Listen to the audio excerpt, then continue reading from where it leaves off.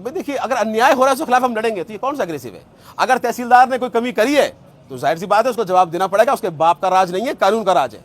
वो अपनी मर्जी से किसी को न तोड़ सकता है न जोड़ सकता है। जो आदमी जेल के अंदर है, कितने नोटिस दिए उसको मौका मिला कि नहीं मिला जवाब देने का? तो जवाब फाइल हुआ कि नहीं हुआ? क्या कार्रवाई करी? जब मामला कोर्ट में है तो इतनी जल्दी क्या चल रही थी?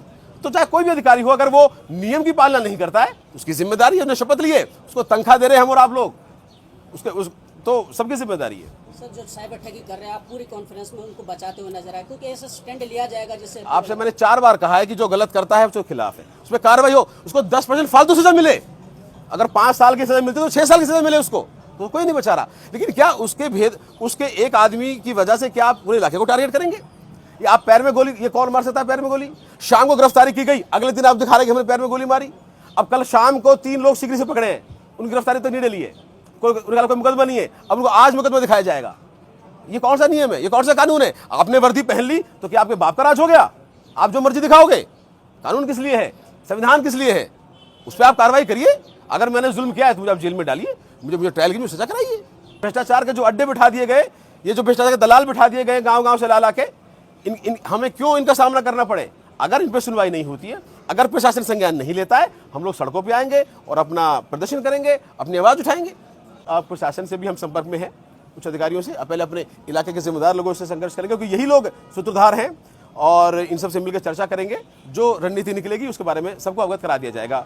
ट्रॉमा सेंटर हमारे नगर के अंदर हम लोग लेकर आए, जिसके लिए जगह अलॉट हुई, काम चालू हुआ, पिलर खड़े। वो ट्रॉमा सेंटर का काम 7 महीने से रोक दिया गया है। हमने अपने क्षेत्र की चिकित्सा सुविधाओं को मजबूत करने के लिए पीएससी खुलवाई, और अब पता चला कि सरकार के कुछ लोग उन पीएससीओ को उन जगह बंद करके कहीं और खुलवाना चाहते हैं। तो आम जनता को चिकित्सा सुविधा कैसे मिलेगी? ये पहली बार हो रहा है कि अस्पताल बंद करने की बात चल रही है। इसके अलावा हम अगर प्रशासन सिस्टम की बात करें तो सीकरी में तहसील बन रही थी, तहसील के लिए जमीन अलॉट हुई, भवन निर्माण कार्य चालू हुआ, वो 7 महीने से बंद है।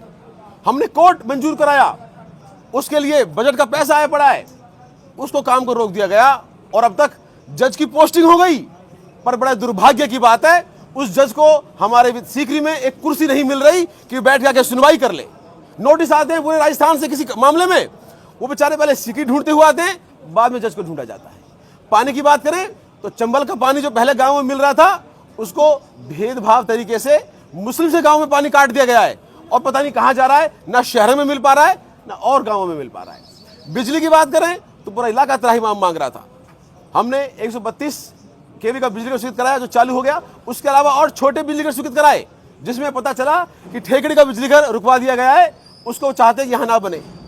इसके अलावा ट्रांसफॉर्मर्स को उतारा जा रहा है जिनमें बिल बकाया है, लेकिन जाति और धर्म देख के उतारा जा रहा है। सरकारी अधिकारियों को निर्देश दिए जा रहे हैं, सरकारी अधिकारियों ने कंप्लेंट करी है कि हम ये काम नहीं कर सकते, उनका ट्रांसफर करा दिया गया। ये कैसा राज्य है मुख्यमंत्री महोदय? क्या नगर आपके भरतपुर का हिस्सा नहीं है? क्या नगर राजस्थान का हिस्सा नहीं है? या ये जाति विशेष के लोग आपसे ताल्लुक नहीं रखते? क्या जो वोट दी गई है, क्या जो वोट दिए जो वोट नहीं दे पाते चाहे बीजेपी को, क्या उनके साथ आप इस तरह का भेदभाव करेंगे? क्या उन्हें बिजली, पानी, चिकित्सा, ये जो प्रशासन की सुविधाएं, क्या इनका हक नहीं है उनके ऊपर? ये बहुत दुर्भाग्यपूर्ण बात है। इसके अलावा भ्रष्टाचार चरम सीमा पे है। थाने और तहसील के अंदर दलाल बिठा दिए गए हैं।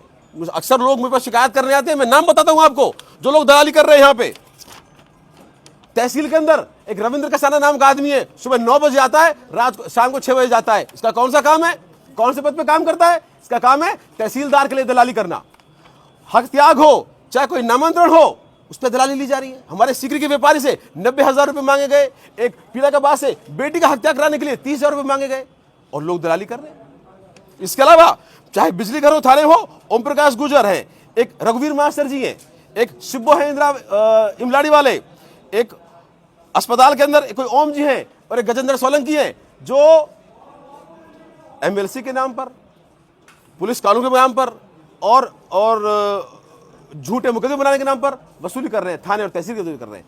प्रशासन, पुलिस प्रशासन भेदभावपूर्ण तरीके से काम कर रहा है। तो ये सारे जो चीजें हैं, इस क्षेत्र की महत्वपूर्ण समस्याएं हैं। इसके अलावा हमारे क्षेत्र में सिंथेटिक दूध, सफेद जहर, 2 ट्रक सफेद पाउडर रोज उतरते हैं सीकरी के अंदर, और 5 ट्रक केमिकल, जिनको बन के पूरे इलाके के अंदर दूध का जहर का व्यापार किया जा रहा है। और अगर छोटे अधिकारी उन पर कार्रवाई करते हैं तो वो लोग मंत्री महोदय के साथ अपनी फोटो दिखा के उनको दबा दिया जाता है। ये कौन सरकार के लोग हैं जो इन्हें संरक्षण दे रहे हैं? तो आज इस प्रेस वार्ता के माध्यम से मैं गुजारिश करता हूं मुख्यमंत्री महोदय से कि जवाब दें, क्या हमें इन अस्पतालों का हक इस जनता का नहीं है? क्या इस प्रशासन पे इस जनता का इस तरह से प्रताड़ना की जाएगी? और अगर हम पुलिस प्रशासन की बात करें तो पुलिस प्रशासन के अंदर भी जो है धर्म और जाति देख के कार्रवाई हो रही है।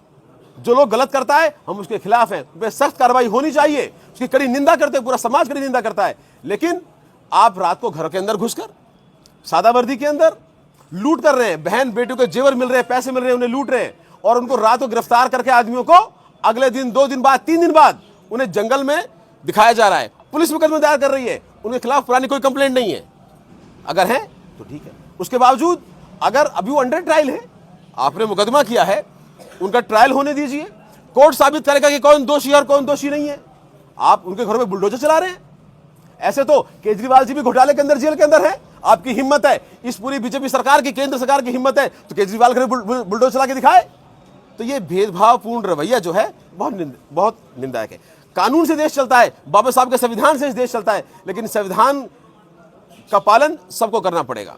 सर, नोटिस दिया गया, कहा गया उसकी पत्रावली निकलवाई जा रही है। जो आदमी का नाम बताया जा रहा है वो जेल के अंदर है, उन्हें कितने नोटिस प्राप्त हुए, उस तहसीलदार की जो कार्रवाई जो हुई है उसकी पत्रावली निकलवाई जा रही है, और निश्चित रूप से उन्होंने नियमों का पालन नहीं किया है और उन्हें कोर्ट में जाना पड़ेगा, जवाबदेही देनी पड़ेगी। बाबा साहब का कानून सबके लिए बराबर है, चाहे वो तहसीलदार हो, चाहे वो लंबरदार हो, और चाहे वो कोई चोर उचक्का हो। इसमें अपराधी की कोई 1% भी अपराधी के साथ कोई नहीं खड़ा।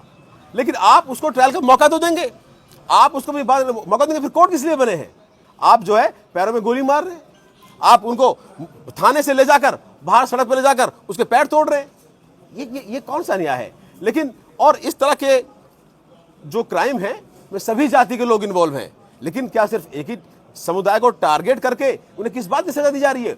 कल जो कार्रवाई हुई वहां पुलिस वाले थे, और जब लोग उनसे मना कर रहे थे उन्होंने कहा और दीजिए कांग्रेस को वोट, बुलाइए अपने कांग्रेस के नेताओं को, आपके साथ ऐसा ही होगा। ये किस प्रकार का अत्याचार है?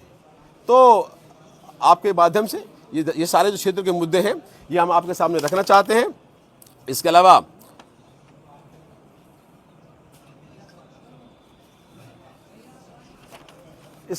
पूरे नगर विधानसभा के अंदर 7 महीने हो गए, 7 रुपए का काम नहीं हो पाया सरकार के द्वारा, और झूठा माहौल बना के भाषण देकर लोगों को गुमराह किया जा रहा है। तो मुख्यमंत्री जी कल पधार रहे हैं। मुख्यमंत्री जी, आपसे हमारा यही सवाल है, क्या इन चिकित्सा सुविधाओं पे हमारा हक नहीं है? क्या ये पुलिस इसी तरह हमारे साथ भेदभाव करेगी? कहीं प्रशासन दलाली और इस ठेकेदारी का अड्डा बन जाएगा? हम आपसे गुजारिश करते हैं कि आप इनका संज्ञान लें। हमें आपसे उम्मीद है, आप हमारे मुखिया हैं, हमारे जिले के, हमारे लिए गौरव की बात है कि भरतपुर का आदमी आज प्रदेश का मुखिया बना है। लेकिन आप जो है, जो ये लोकतंत्र है, जो प्रजातंत्र है, जो राम राज्य की आप बात करते हैं, उसकी स्थापना तो कीजिए। ये भेदभावपूर्ण जो कार्रवाई और जो एक मैसेज दिया जा रहा है वोट ना देने का, इसके लिए आप संज्ञान लें। हम आपसे पूर्ण रूप से उम्मीद है कि आप जो है ये इन बातों को संज्ञान लेंगे। इसी संदर्भ में आज इलाके के जिम्मेदार लोगों की एक मीटिंग भी बुलाई गई है, उनसे हम राय मशवरा करेंगे कि आने वाले वक्त में ये जो भ्रष्टाचार, ये जो अत्याचार और ये और जो गलत काम क्षेत्र में हो रहे हैं, इनके खिलाफ एकजुट होकर मिलकर ये लड़ाई लड़ेंगे, और जो भी सरकारी कर्मचारी हैं या अधिकारी हैं उनकी जवाबदेही तय होगी। और आप सबका आप पधारे, बहुत बहुत धन्यवाद। कोई सवाल हो तो आप। संरक्षण की बात की थी, आरोप लगाया जा रहा है कि कांग्रेस पार्टी रही तो उसके संरक्षण में ज्यादा अपराध पला बढ़ा है, चाहते तो तब भी रोक लग सकती थी। ये कौन सी रोक लग रही है? ये कौन लोग आरोप लगा रहे हैं? देखिए, विपक्ष का काम है।